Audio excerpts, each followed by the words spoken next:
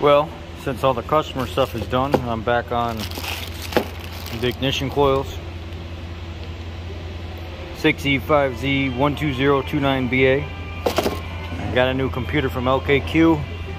This computer's shot. And what ends up happening is these ignition coils go bad and it back feeds the circuit and takes out the driver inside the computer. The computer for this thing is back here.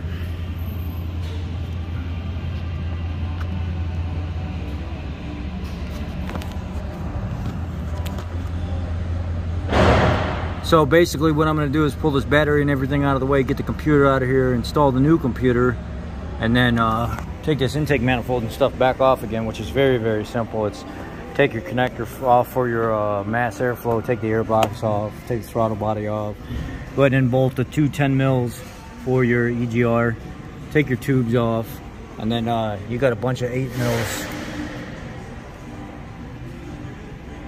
And then this thing slides right off here. It's simple stuff. And then once you take all that off of there, it's just all plug and play stuff. You can go through and take all the 8 mils for the ignition coils off. Just take them out, junk them, throw the new ones and stuff in there, put everything back together, put your computer and stuff back together. And then you may have to end up programming 2 new keys to it. But we'll definitely go ahead and PMI this module to match the VIN of this car through the Ford software. You can see this whole job here. This is literally taking me 5 minutes to pull the earbox out of the way, disconnect PCV tube, pull the battery out, pull the battery tray out. Got the connectors disconnected from the PCM, and I got everything pulled away from it. Now I'm ready to pull the 3 10 mil bolts out and pull the PCM off of there and put the new one on.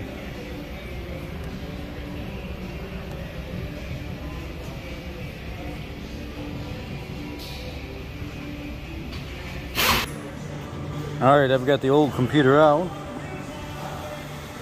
The one that had the fried drivers in it, and now we're gonna put the new one in.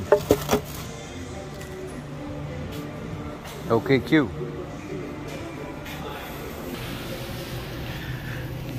Okay, the OKQ one's in.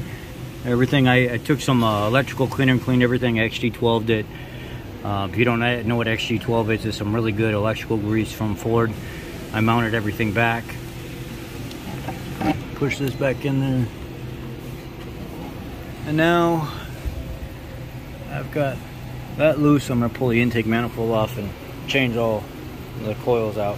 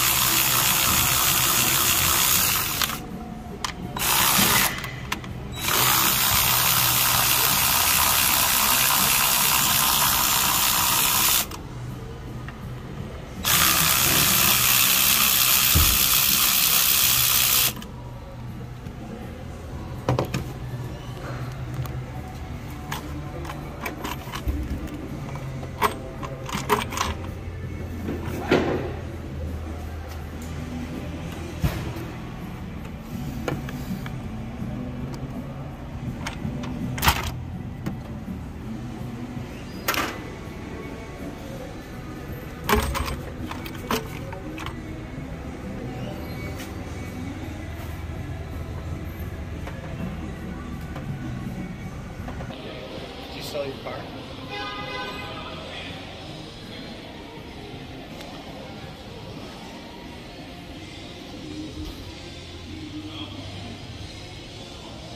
Smell burn. This one smells worse than the other two. Yeah. The one on the right.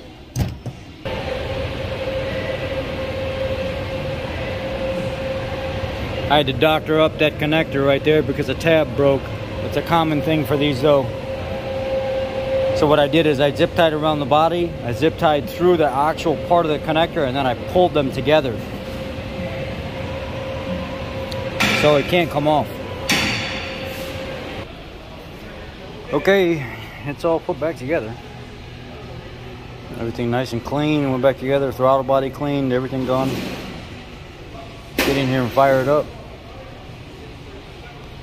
So no misfire, no nothing going on, vehicle's running great.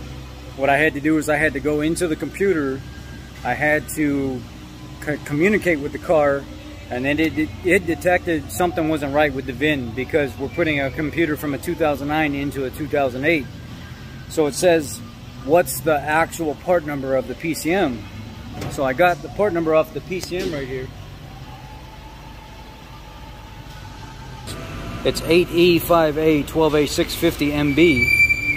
Then I programmed that into the computer and it said, okay, let's move forward. So it moved forward, it recognized everything. It updated the PCM the first time to the year and the mileage that I wanted. Then I had to go in after everything was communicating fine and go into programmable module installation, which is a PMI, making the car think I'm putting a brand new computer in it. Then I went into that, programmed the computer, and it says, okay, now what we need to know is what type of tire size. Is it front wheel drive? It knew the axle ratio and stuff already. I programmed that all in there. It went into its programming sequence. After that was done, the security light was on. You need to go into your body and then go into PAT system, go through the 10-minute check, and then actually parameter reset the car. Car fired right up. No misfiring, no nothing. Car's running great. This is going to be a great car for somebody, whoever decides to buy this. I told you guys I'd make a video on this because a lot of people are interested. Well, here you go.